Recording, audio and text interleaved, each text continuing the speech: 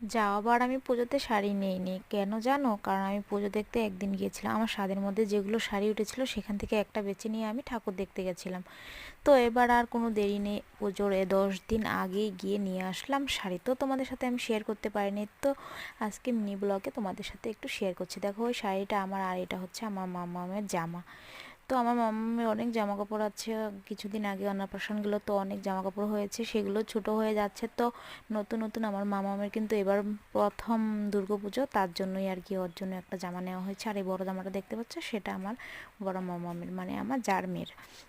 তো এদিক দিয়ে সব কিছু দেখাচ্ছিলাম, আমি একটা ব্লগ ভিডিও করেছি, তোমাদের যদি ভালো লাগে তোমরা দেখে নিতে পারো। আর এই তো আমি এগুলো ব্লগে একটু একটু করে দেখিয়ে দিচ্ছি।